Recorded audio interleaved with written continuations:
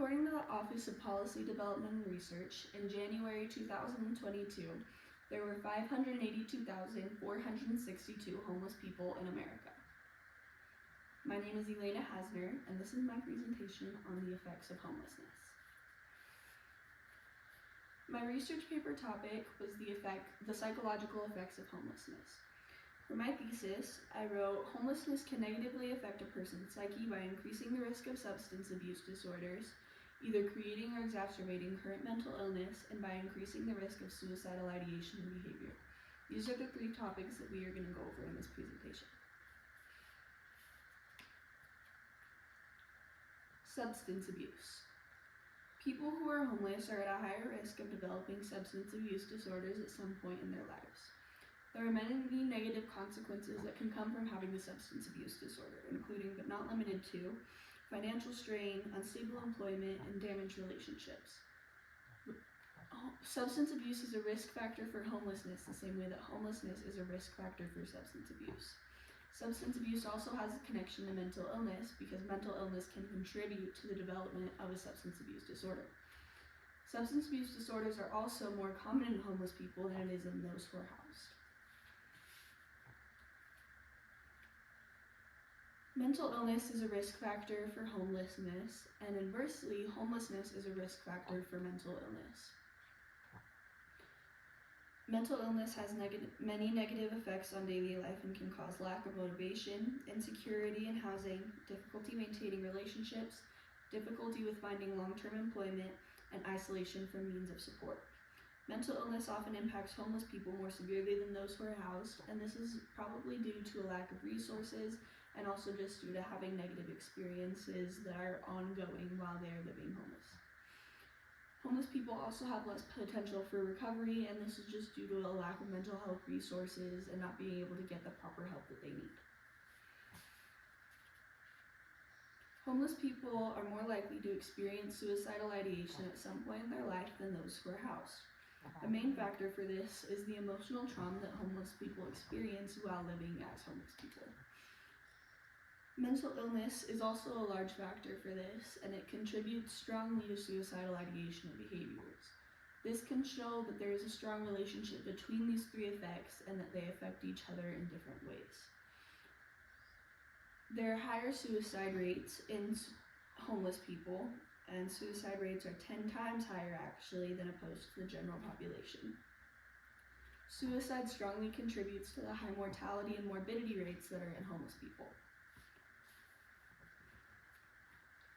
In conclusion, homelessness has a negative psychological impact, and the three main factors are substance abuse disorders, mental illness, and suicidal ideation and behaviors. Donations from the more fortunate can help homeless people to have necessities met and allow them to focus more on mental health.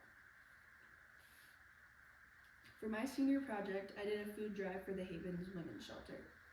I did this because I wanted to give back to the community in some way, and I really just wanted to be able to help people. Another reason for this is I wanted to have a positive impact on society as a whole, and I think that homeless people have a big effect on society, and being able to help them, I make it less likely that they will continue to be homeless and maybe make it easier for them to put their lives back together a bit. Another reason I did this is, aside from it being an opportunity for me to do good, it's an opportunity for others to do good. I say this because as I was sitting outside of a grocery store asking for food donations, it made it a lot easier for people to donate than it normally would be. Many people want to donate to charity or do something to help other people out, but it's kind of hard to make the time out of their days to actually go and make a donation. But when they're able to just have the opportunity to do it while they're simply going grocery shopping, it becomes a lot easier. The first step of my project was making donation bins. I got these boxes from a recycling bin that was at a gas station, and as you can see, I painted them black and I used a bright color to paint on food drive so it would really pop out, and I also added some neon stickers just so it would really catch people's eyes as they passed me. I enjoyed this step because I was able to express myself artistically and actually do something that was kind of fun in the middle of the project. What I didn't enjoy about this step is having to crawl into the recycling bin, and it was kind of hard to get out of it. The second step of my project was food collection. Where I went for this was Winco. I sat right out in front of the doors so that people would see me as they were entering and as they were leaving. How I got donations is just simply by sitting there, making eye contact, and smiling. I had a list of needs for the shelter, and I handed that out to anyone who was interested. I made sure not to approach people just because I didn't want anyone to feel forced to actually donate, but I still made eye contact and smiled so that they would feel welcome to donate. What I enjoyed about this step is every time that someone donated, or even every time someone took a flyer, it was kind of like a little boost of euphoria, and it made me feel good to know that I was doing good. What I didn't enjoy about this step is that some people were a bit cold to me about it, but overall I would say that people were pretty kind. Some of the difficulties were that it was pretty cold outside and that it did kind of take a while to get the donations that I did get, but it was also easy because all I really had to do was sit there and wait for people to donate.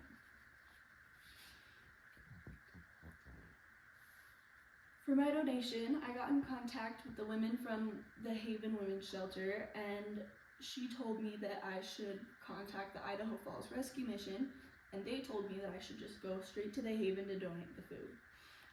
I went there, and it took about 10 to 15 minutes, and all I really had to do was drop it off and get a receipt and then go.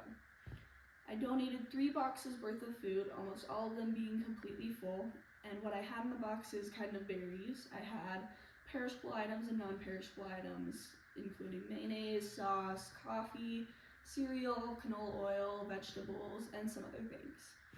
This was my favorite part of the project just because I was able to actually do good, and it felt really nice to actually make this donation, and I think that I did have a positive effect on the lives of the people who are there.